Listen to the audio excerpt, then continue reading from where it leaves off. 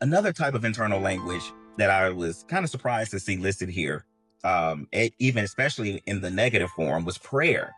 Because we always think about prayer as being this like positive thing and everything.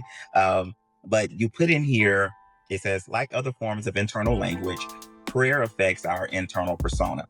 If we lash out at God for something we feel is unfair or for allowing something horrible to occur, it could affect our internal persona by creating a negative flow of spiritual energy.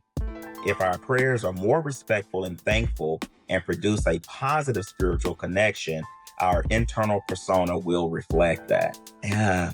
And again, if what I'm teaching is going to be consistent, we wouldn't say that it applies to everything but prayer. How many people are angry at God? How many people Hmm. only pray when they say, I want something? Or maybe, thank God I got that. It's not a simple way of life. Why do I pray? Because I love God.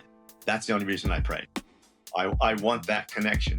And if I'm talking about, for me, this is my life, however, so I'll be personal about that, and it's my opinion.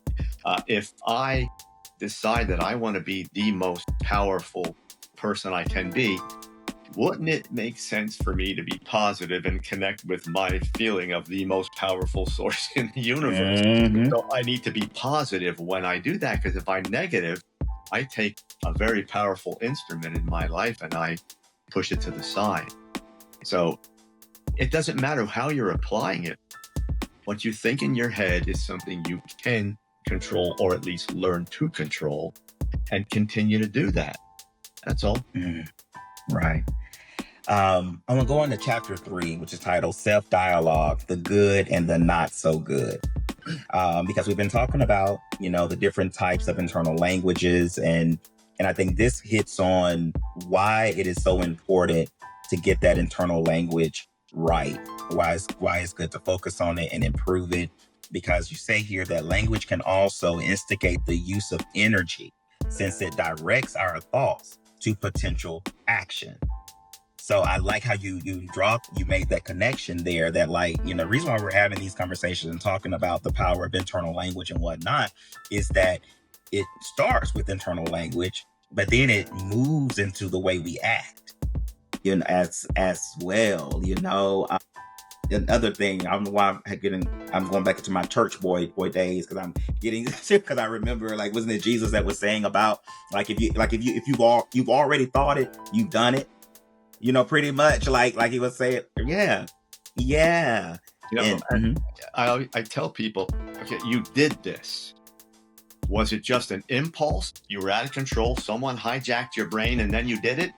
Or was this something you spun for a while? Because there's two parts to that. There's the individual action. If I think this and I'm moving in that direction, I may do it. But the other part is, if I consistently think that, now I'm more apt to routinely find myself behaving like that. So if I'm a positive, loving person, I'm working with the power inside me, I want to really harness who I am and have that persona be positive, then I'm going to constantly be thinking that way. So when something comes up, it comes into that strong internal persona versus the negative, angry one that says, what? And it's got fists in the air and ready to go.